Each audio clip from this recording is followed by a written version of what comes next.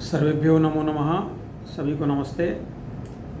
आज हम कठोपनिषद की शुरुआत कर रहे हैं। उपनिषदों में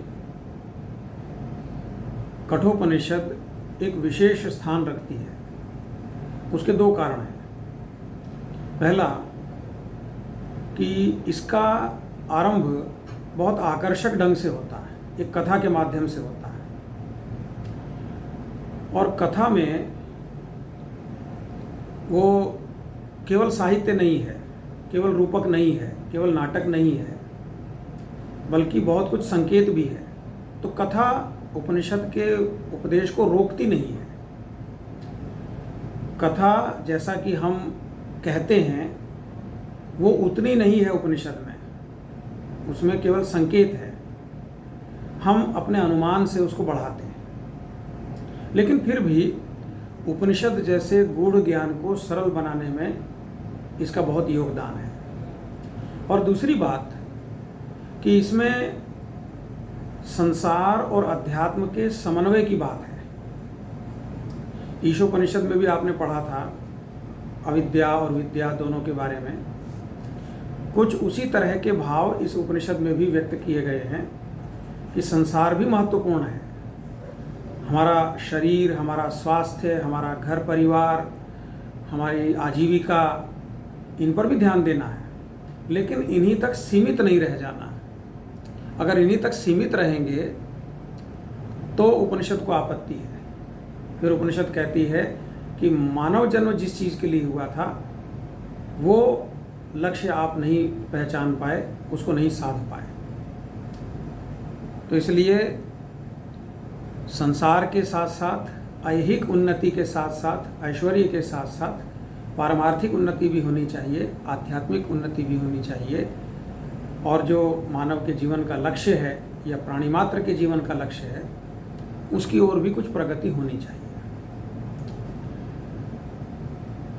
सभी उपनिषदें कहीं ना कहीं वेदों से प्रभावित हैं।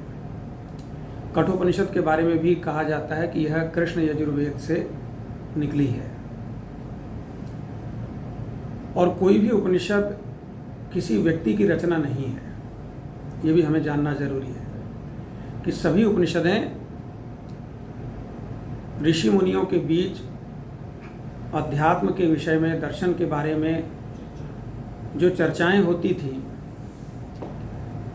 उनके सार को जनता तक, जो जिज्ञासु लोग हैं, हाँ, उन तक सरल भाषा में पहुंचाने का उपाय है। तो इस दृष्टि से ये जो उपनिषद है कृष्ण यजुर्वेद से संबंधित है।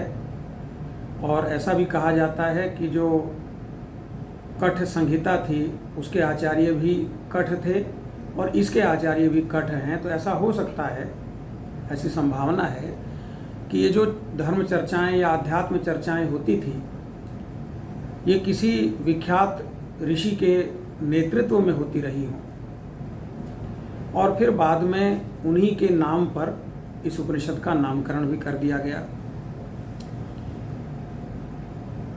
उपनिषद का विस्तार काफ़ी है। अध्याय तो 2 ही हैं, लेकिन उन दोनों अध्यायों में 3-3 वल्लियां हैं, सब चैप्टर्स हैं। और उनमें किसी में 20-25 इसके आसपास मंत्र हैं प्रत्येक वल्ली में। तो काफ़ी विस्तार है इस उपनिषद का। जो कथा आरंभ होती है वो एक ऋषि हैं, वाजश्रवा के पुत्र। उनका नाम कहीं उद्दालक भी है, कहीं आरुणि भी है। तो वे एक मुनि हैं, लेकिन गृहस्थी मुनि हैं। और जब वे जीवन की उत्तरावस्था में पहुंचते हैं, कह सकते हैं कि वानप्रस्थ की आयु में आते हैं, तो स्वर्ग की प्राप्ति की इच्छा से एक यज्ञ करते हैं जिसका नाम है सर्वमेध।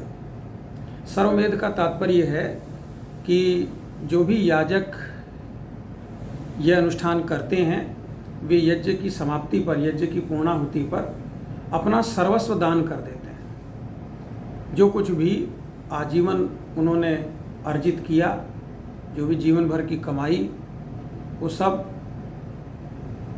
किन्हीं याचकों में या जो अनुष्ठान कराने वाले ब्राह्मण हैं उनमें दान दे दिया जाता है। अब ऋषि की संपत्ति क्या है? ऋषि के पास भूमि तो है नहीं, ऋषि तो राजा नहीं है। उसकी बड़ी से बड़ी संपत्ति है पशुधन, गाय, विशेष रूप से गाय। तो इन ऋषि ने भी यज्ञ की समाप्ति पर गौदान करना आरंभ किया। लेकिन जब प्राप्त करने वाले जो याचक हैं या जो होता हैं, जिन्होंने यज्ञ का अनुष्ठान कराया है, ब्राह्मणगण, उनको गाय दी जाने लगती हैं तो बड़ा आश्चर्य होता है कि गाय दी जा रही हैं ऐसी जिनके बारे में उपनिषद कहती है कि जग्ध तृणा निरिंद्रिया दुग्ध दोहा पीतोदका, इस तरह की चीज़ें, कि जिन्होंने जीवन में अंतिम बार जल पी लिया है, उसके बाद जल पीने की भी स्थिति में नहीं है। अंतिम बार दूध उनका दुह लिया गया है, अब वो किसी के लिए दूध के उद्देश्य से किसी काम की नहीं है। कोई गौ सेवा करना चाहे वो अलग चीज़ है। किसी के आँख से दिखाई देना बंद हो गया है, किसी को कान से सुनाई देना बंद हो गया है, कोई चलने में असमर्थ है, कोई खड़े रहने में असमर्थ है। अब याचक लोग इस तरह की गायों का क्या करेंगे? तो स्वाभाविक रूप से जनापवाद होता है, लोक निंदा शुरू होती है। जो देखने वाले हैं, जो दान प्राप्त करने वाले हैं, वे बातें बनाना शुरू करते हैं कि ये क्या है। और ये बातें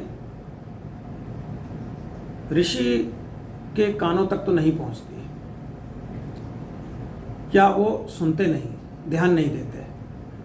लेकिन ऋषि का पुत्र वहाँ पर है, उसका नाम नचिकेता है, वो सुनता है और वो दुखी होता है कि पिता ने स्वर्ग की कामना से यज्ञ किया और यज्ञ का अंतिम जो करणीय कर्म था वो ये था कि अपना सर्वस्व दान दे दिया जाता। ये पिता तो अपना सब कुछ निरर्थक दान में दिए जा रहे हैं, सर्वस्व नहीं दे रहे हैं। जो सब कुछ निरर्थक था उस निरर्थक का दान कर रहे हैं। और प्राप्त करने वाले के लिए वो समस्या हो रही है, इसलिए वो निंदा कर रहे हैं। और इस प्रकार के यज्ञ का भला क्या परिणाम होगा? कोई परिणाम नहीं होगा, यज्ञ सफल नहीं होने वाला है। तो ये सब सोच विचार करके अपने पिता को लोक निंदा से बचाने के लिए, यज्ञ की असफलता से बचाने के लिए जो इष्टि यानी यज्ञ किया जा रहा है उसका सुफल तो नहीं मिलेगा, दुष्फल मिलेगा, कुफल मिलेगा, उससे बचाने के लिए वो आगे बढ़ता है और पिता से निवेदन करता है, पिताजी ये यज्ञ तो सर्वस्व दान के लिए है और मैं भी आपके सर्वस्व में हूँ, बताइए आप मुझे किसे दान में दे रहे हैं? अब पिता सुन तो लेते हैं लेकिन बहाना करते हैं कि नहीं सुना, इग्नोर कर देते हैं। बच्चा भी जानता है, वो इतना छोटा नहीं है, युवक है, 16-17 साल का किशोरावस्था का बालक है। वो फिर से दोहराता है, दूसरी बार, तीसरी बार, और जब ये जिद पकड़ लेता है तो पिता क्रुद्ध हो जाते हैं और क्रोध में कह देते हैं, मृत्युवे त्वाम ददामी इति, जा मैं तुझे मृत्यु को देता हूं। अब कथा कथा है, इस बात को नचिकेता मान लेता है कि हाँ मेरे पिता ने मुझे मृत्यु को दे दिया। अब मृत्यु के देवता कौन है? यमराज। यमराज के पास जाना होगा।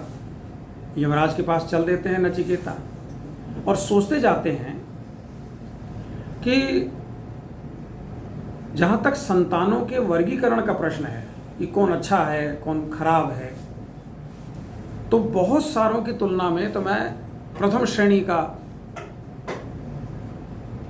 बालक हूँ, प्रथम श्रेणी की संतान, और बहुत की तुलना में मध्यम श्रेणी का हूँ, बहुनामेमि प्रथमो बहुनामेमि मध्यमः। तो मुझ पर पिता को क्रोधित तो नहीं होना चाहिए। शायद ऐसा होगा कि यमराज के पास कोई काम होगा और उस कार्य के लिए मेरे पिता मुझे यमराज के पास भेज रहे हैं। वो ऐसा दर्शाता है कि मेरे पिता यमराज के पास भेजकर भी मेरा कुछ कल्याण ही कर रहे होंगे। तो यमराज के पास पहुंच जाते हैं। कथा है, कथा में यमराज के पास पहुंच गए। जब यमराज का द्वार खटखटाया और यमराज की पत्नी ने खोला, बालक ने अपने आने का उद्देश्य बताया, तो उन्हें पता लगा कि यमराज तो घर पर नहीं है। कब आएंगे? 3 दिन बाद लौटेंगे। तो यमराज के पास ही आए थे, उनसे मिलकर ही जाना था, इसलिए बालक ने कहा ठीक है, और वो उनके घर के बाहर प्रतीक्षा करता रहा। द्वार के अंदर नहीं आया।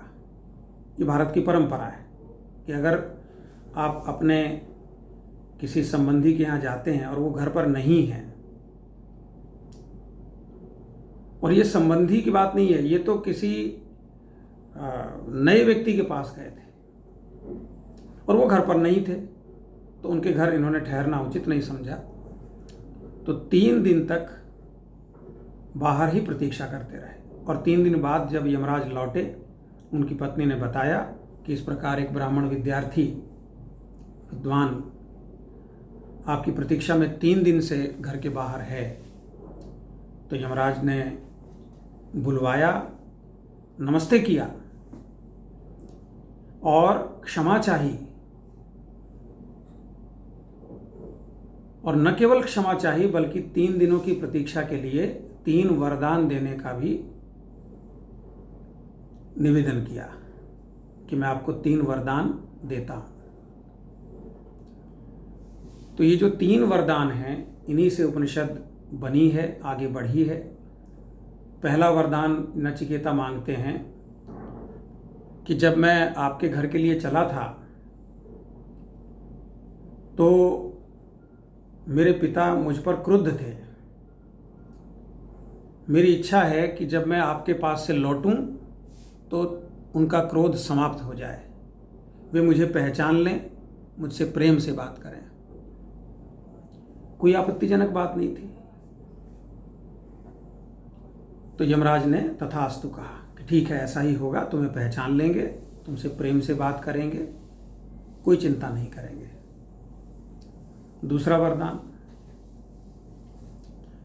तो नचिकेता ने स्वर्ग का वर्णन किया कि मैंने सुना है कि स्वर्ग में न वृद्धावस्था है, न भूख है, न प्यास है, न कोई व्यक्ति थकता है, और आपका भी भय नहीं है।